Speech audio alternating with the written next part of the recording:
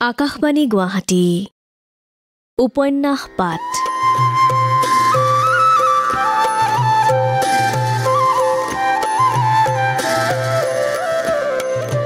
এই অনুষ্ঠানত প্ৰচাৰ হৈ আছে মহাপুৰুষ শ্ৰীমন্ত শংকৰদেৱৰ জীৱনৰ ভেটিত সৈয়দ আব্দুল মালিকে ৰচনা কৰা উপন্যাস ধন্য নৰতনু ভালৰ ধাৰাবাহিক পাঠ।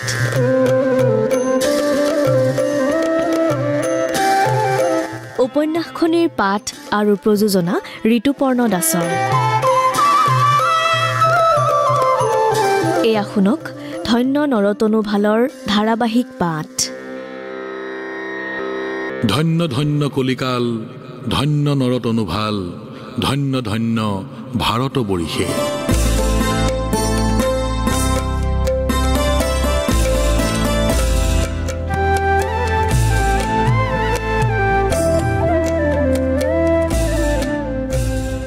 বিশ্বসিংহৰ অভ্যুত্থানৰ পূৰ্বে খেনবংশীয় ৰজা নীলাম্বৰক যুদ্ধত পৰাস্ত কৰি গৌড়ৰ ৰজা হুছেইন শ্বাহে হাজোলৈকে ৰাজ্য অধিকাৰ কৰিছিল আৰু ভূঞাবিলাককো পৰাস্ত কৰি হাজোত পুতেক দানিয়েলক শাসনৰ ভাৰ দি বংগদেশলৈ উভতি গৈছিল।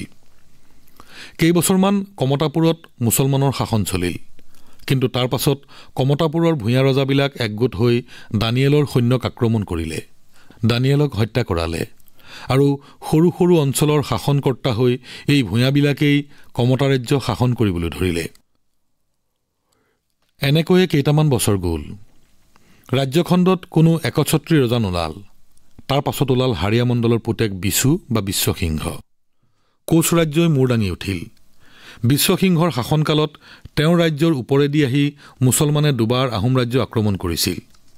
বিশ্বসিংহই বাধা নিদি মুছলমান আক্ৰমণকাৰীক নিজৰ ৰাজ্যৰ মাজেদি পূবমুৱা হৈ অভিযান চলাই যাবলৈ বাট এৰি দিছিল। হয়তো মুছলমান সৈন্যক ভেটা দিবলৈ বিশ্বসিংহই সাহস নকৰিছিল, নতুবা মুছলমানে আহোম ৰাজশক্তিক বশীভূত কৰিলে কোচ ৰাজ্যৰ লাভ হ'ব বুলি ধাৰণা কৰিছিল। এই সময়ত আহোম ৰাজ্যৰ ৰজা আছিল স্বৰ্গদেউ চুহুংমুং বা স্বৰ্গনাৰায়ণ। মুছলমানৰ সেনাপতি আছিল তুৰ্বক।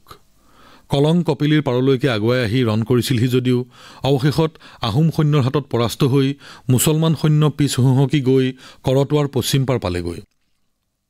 আহোম সেনাপতি চনখাম গোহাঁয়ে বিশ্বসিংহৰ ৰাজ্য আক্ৰমণ কৰিলে। বিশ্বসিংহই আহোমৰ বশ্যতা স্বীকাৰ কৰিলে। কিছুদিনৰ পাছত বিশ্বসিংহৰ মৃত্যু হ'ল। এয়া 1540 চনৰ কথা।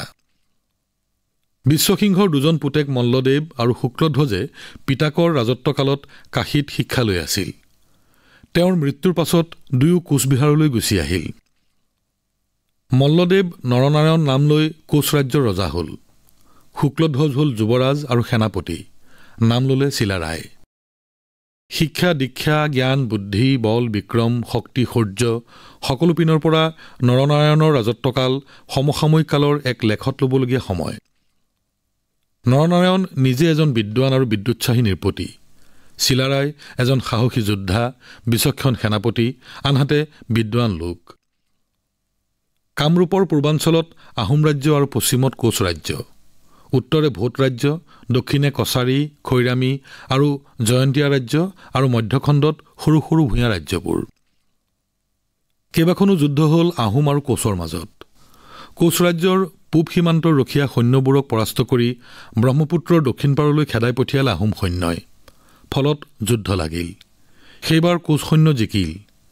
ইয়াৰ পাছৰখন ৰণত আহোমৰ হাতত কোচ সৈন্য হাৰিল। এইবাৰ চিলাৰায়ে চলালে অভিযান। আহোম সৈন্য হাৰিল। কোচে নাৰায়ণপুৰত কোঠ মাৰিলে। কিন্তু তাৰ পাছত পিছলা নৈৰ পাৰত হোৱা ৰণত আহোমৰ জয় হ'ল। কোচ সৈন্যই পৰাজয় বৰণ কৰিলে। কিন্তু নৰনাৰায়ণ অথবা চিলাৰায় কোনোৱেই এই পৰাজয় সহজে মানি নললে। এক বিৰাট সৈন্যদল লৈ চিলাৰায়ে পুনৰ আহোম ৰাজ্য আক্ৰমণ কৰিলে। আহোম সৈন্য সমুখ ৰণত তিষ্ঠিব নোৱাৰি পিছুৱাই গ'ল। চিলাৰায়ে আহোম ৰজাৰ ৰাজধানী গড়গাঁও দখল কৰিলে। আহোম ৰজাই ৰাজধানী এৰি থৈ গৈ চৰাইখুৰুঙত আশ্ৰয় ল'লেগৈ। 3 মাহ এনেকৈ যোৱাৰ পাছত আহোম ৰজা চুখামফাই কোচ ৰজা নৰনাৰায়ণৰ লগত সন্ধি কৰিলে। আহোম ৰজা কোচ ৰজাৰ কৰতলীয়া ৰজা হ'ল আৰু কোচ ৰজা ব্ৰহ্মপুত্ৰৰ উত্তৰৰ সমগ্ৰ ৰাজ্যখণ্ডৰ অধিপতি হ'ল। সন্ধিসূত্ৰে আহোম ৰজাই বহুত সোণ ৰূপ হাতী আদি কোচ ৰজাক দি তলতীয়া ৰজা হৈ থাকিবলগীয়া হ'ল। এয়া 1562 খ্ৰীষ্টাব্দৰ কথা। মধ্যযুগৰ ৰজাৰ পৰৰাজ্য আক্ৰমণ কৰা বা আন ৰজাৰ দ্বাৰা আক্ৰান্ত হোৱাটো এটা সাধাৰণ কথা আছিল। এয়া আছিল ৰণ বিগ্ৰহ অশান্তিৰে জৰ্জৰিত এক অশান্ত আৰু অস্থিৰ সময়। ব্ৰহ্মপুত্ৰৰ দুয়োপাৰে ইখনৰ পাছত সিখন ৰণ লাগি আছে। নিশকটীয়া হৈ পৰা ভূঞাসকলো ৰজাঘৰৰ সন্দেহৰ পাত্ৰ। জানোচা সংগঠিত হৈ আহোম ৰাজশক্তিৰ বিৰুদ্ধে বিদ্ৰোহ কৰে। কায়স্থ ভূঞাসকল ভাল ৰণুৱা, কিন্তু আহোমৰ বিৰুদ্ধে ৰণ দিবৰ কাৰণে আৱশ্যকীয় সৈন্য সামন্ত নাই, আয়োজনো সীমিত।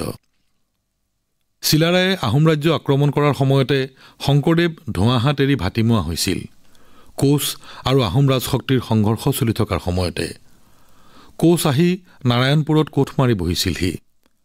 নাৰায়ণপুৰৰ পৰা ধোঁৱাহাট বেছি নিলগত নাছিল। হৰিনাম লৈ শান্তিৰে দিন কটোৱাৰ সময় নাছিল। শংকৰদেৱ আৰু বৈষ্ণৱ ভকতসকলক তেতিয়া লগা হৈছিল এক নিৰাপদ আশ্ৰয়ৰ থল। দক্ষিণ পশ্চিমে গৌড়, মাজত কোচবিহাৰ, তাৰ পূবে কামৰূপ, তাৰ পূবলৈ আহোম ৰাজ্য, আছাম, আসাম। কোচ ৰজা বিশ্বসিংহই কামৰূপ আক্ৰমণ কৰিবৰ সময়ত তাৰ প্ৰতাপ ৰায় আৰু গাভৰু খাঁ গৌড়লৈ পলাই গৈ তাত আছিলগৈ। নৰনাৰায়ণ কোচ সিংহাসনত বহিলত তেওঁলোক নিজৰ ঠাইলৈ ঘূৰি আহি নৰনাৰায়ণৰ সৈন্যবাহিনীত যোগ দিলেহি।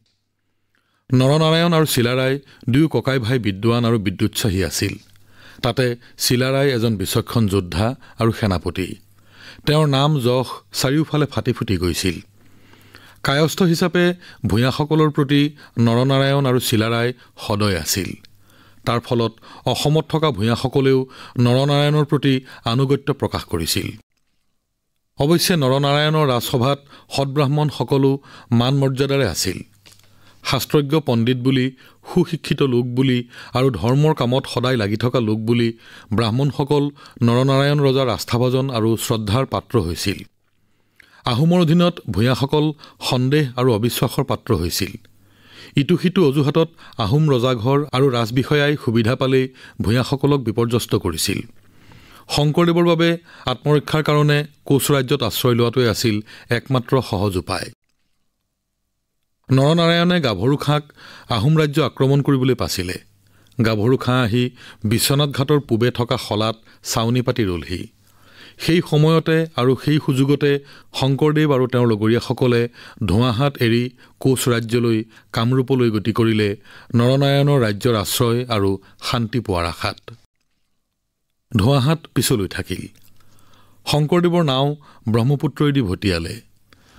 নাও আৰু কলৰ ভূৰত শংকৰদেৱ, সংগীসকল, পৰিয়ালৰ মানুহ আৰু বয়-বস্তুবোৰ। মাজুলীৰ কলাকাটি, সাধনাঘাট, ঘাগৰিকটা, কলিয়াবৰ, শিঙৰি, বৰদোৱা, দৰং, কোঁৱৰগাঁও, বনগাঁও, বৰভাগ। ঘাটে ঘাটে ৰৈ ৰৈ, পাৰত টৌখুটি মাৰি, ৰান্ধি খাই, অকাই পকাই এই দূৰণীয়া যাত্ৰা। এয়া যে এখন চিনাকি তীৰ্থক্ষেত্ৰলৈ শান্তি যাত্ৰা। বৰনৈখন বৈ আছে অবিৰাম। বাৰিষা খৰালিৰ মাজেদি ইয়াৰ নিচিগা সোঁত, উন্মুক্ত, প্ৰশস্ত, উদাৰ।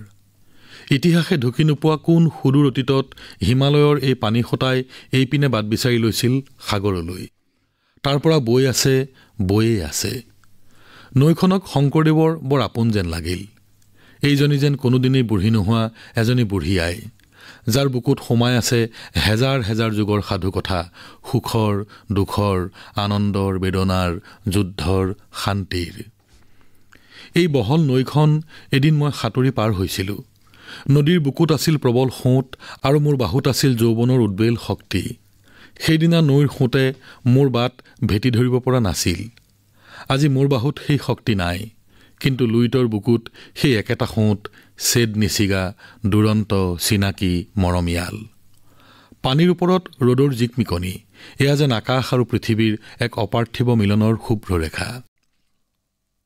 বেলি ওলায়, বেলি লহিয়ায়, বেলি পৰে, একোটা দিন পাৰ হয়।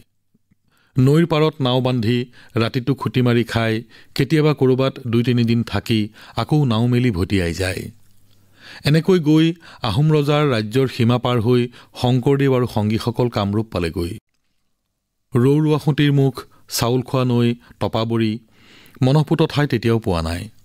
টপাবৰীত থাকিল কিছুদিন, কিন্তু অস্বাস্থ্যকৰ ঠাই মানুহবোৰৰ অসুখ হ'বলৈ ধৰিলে তাতেই মাধৱদেৱৰ বৃদ্ধা মাতাৰো মৃত্যু হ'ল সকলোৰে তাৰ পৰা মন উঠিল আকৌ ভটিয়নি যাত্ৰা খোৰা নদী তাৰ পাছত বাৰাদি তাৰ পাছত সোণপুৰা মানুহ দুনুহেৰে ভৰপূৰ গাঁও কিছু নিলগত তাঁতিকুচি নামৰ এখন তাঁতিৰ গাঁও গাঁওবোৰত বিভিন্ন বৃত্তিৰে জীৱিকা অৰ্জন কৰি বৰ্তি থকা বিভিন্ন মানুহ বিভিন্ন সমাজ তাৰ মাজতে সৰু একোটা চুবুৰীত কেইঘৰমানকৈ মুছলমান মানুহ থাকি যোৱা ৰণুৱা নকৈ হোৱা মুছলমান বহুত দিনীয়া পুৰণি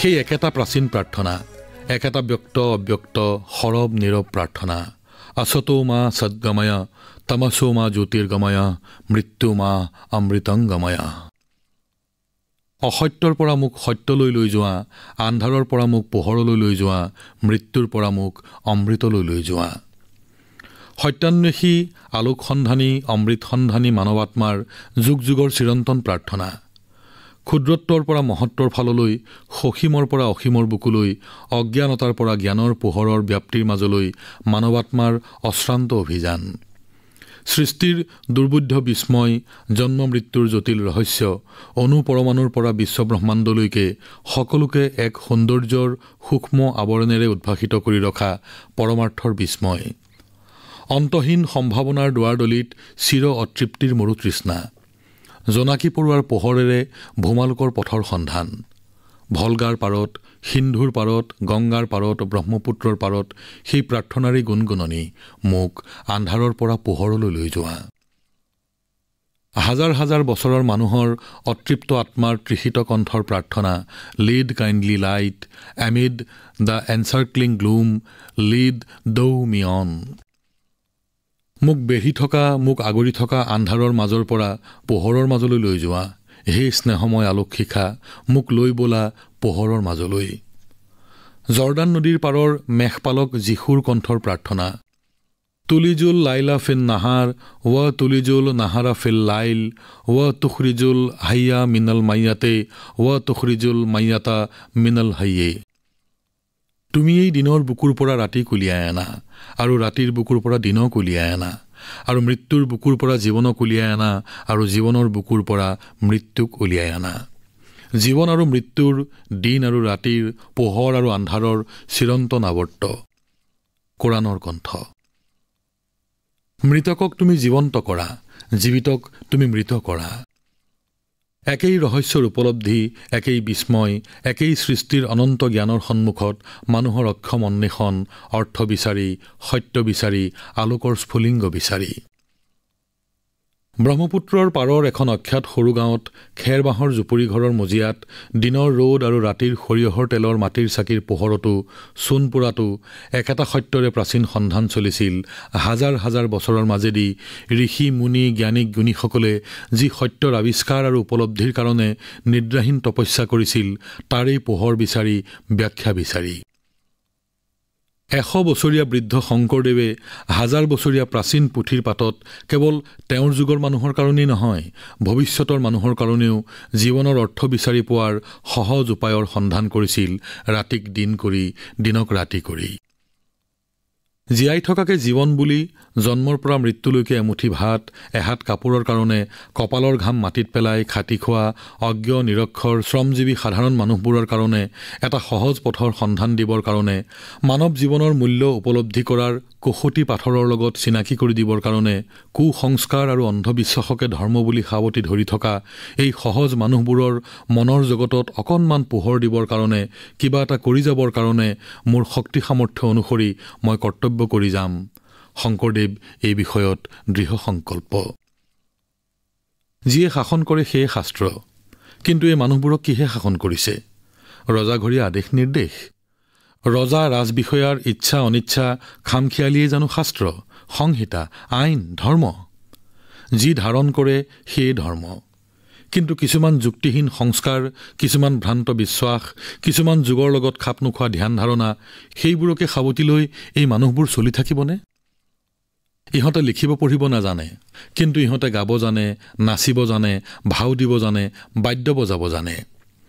ধৰ্মশাস্ত্ৰৰ দুৰ্বোধ্য ভাষাৰে নহয়, গীতৰ ভাষাৰে, নাচৰ ভাষাৰে, সুৰৰ ভাষাৰে, বাদ্যৰ ভাষাৰে, নাট ভাওনা অভিনয়ৰ ভাষাৰে, আস্থা আৰু আন্তৰিকতাৰে সিহঁতে নিজৰ মনৰ ভাৱানুভূতিক প্ৰকাশ কৰিব পাৰিব। সিহঁতে জীৱনৰ সহজ পথক সুন্দৰ কৰি ল'ব পাৰিব। মই যি সামান্য জ্ঞানৰ পোহৰৰ সত্যৰ আভাস পালোঁ, তাকেই মই এই মানুহবোৰৰ মাজত বিলাই দিম। ভৱিষ্যতৰ মানুহৰ কাৰণে মই সেই সম্পদকে এৰি যাম, যি সম্পদ মোৰ পূৰ্বগামীসকলে আমাৰ কাৰণে এৰি থৈ গৈছিল বহু হাজাৰ বছৰৰ আগেয়ে। সিহঁতো তাৰেই অধিকাৰী হ'ব, কিন্তু সিহঁত কি ধনৰ, কি সম্পদৰ, কি ঐশ্বৰ্যৰ অধিকাৰী হৈছে সেই কথা সিহঁতে বুজি পাব লাগিব। ধৰ্ম সিহঁতৰ কাৰণে এক দুঃসহ বন্ধুৰ ভয়াৱহ বাধা নিষেধৰ গলৰ ফাঁচ হৈ নাথাকিব। ধৰ্ম হ'ব জীৱনক সহজ কৰাৰ, সুন্দৰ কৰাৰ, আপোন কৰাৰ এক সহযোগী সহযাত্ৰী। এই নতুন চেতনাই সাধাৰণ মানুহৰ জীৱনকো মহৎ কৰি তুলিব। এই মানুহবোৰৰ মুখত নতুন গীত দিব লাগিব, নতুন সুৰ দিব লাগিব, সিহঁতৰ দেহাৰ অংগত নতুন ছন্দ, নতুন স্পন্দন জগাই তুলিব লাগিব, সিহঁতৰ বাদ্যত নতুন তাল মান লয়ৰ সঞ্চাৰ কৰিব লাগিব, সিহঁতক নতুন মানুহ কৰি গঢ়ি তুলিব লাগিব। ইয়াৰ কাৰণে এতিয়ালৈকে ৰাইজৰ ভাষাত লুইত পৰিয়া অসমীয়া ভাষাত যিবোৰ গীত নাট ৰচনা কৰিলে তাৰ এটা লেখ লৈ চালে শংকৰদেৱে। সেইবাৰ ভূঞাৰ ৰাজ্যখণ্ডত থাকোঁতেই সাধাৰণ মানুহক শিক্ষা দিবৰ কাৰণে ৰচনা কৰা হৈছিল হৰিচন্দ্ৰ উপাখ্যান, ভক্তি প্ৰদীপ, কীৰ্তন ঘোষা, ৰুক্মিণীহৰণ কাব্য আৰু বৰগীতখিনি। তাৰ পাছত ভাগৱত পুৰাণৰ সেই মনোৰম কাহিনীবোৰ অজামিল উপাখ্যান, অমৃত মন্থন, প্ৰহ্লাদ চৰিত্ৰ, হৰমোহন, বলিচলন, গজেন্দ্ৰ উপাখ্যান আৰু ধ্যান বৰ্ণন। সংস্কৃত ভাষা জনা মানুহৰ কাৰণেও টীকা ভাষ্যৰ সহায় নহ'লে যি ভাগৱত পুৰাণ সম্পূৰ্ণকৈ বুজা কঠিন, সেই ভাগৱত পুৰাণৰ ভিতৰৰ কিছুমান কাহিনী আৰু অন্যান্য সৰবৰহী প্ৰাচীন কাহিনীও পদ্যছন্দেৰে ৰচনা কৰি তোলা হ'ল। এইবোৰ পুৰাণৰ কাহিনী। তাৰ উপৰি ৰচনা কৰা হ'ল বৰগীতবোৰ, যিবোৰ ৰাগ তাল ৰক্ষা কৰি সাধাৰণ গায়কেও সহজে গাব পৰা হ'ল।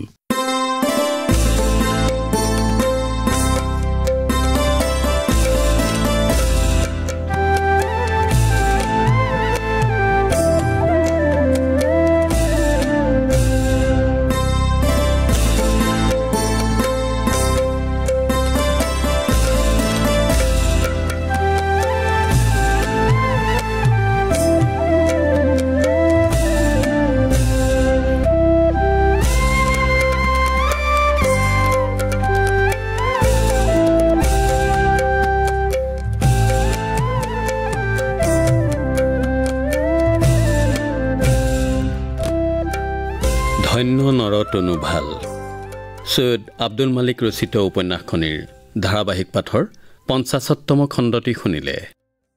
শীৰ্ষ সংগীতৰ সংৰচনা আছিল উৎপল বৰাৰ।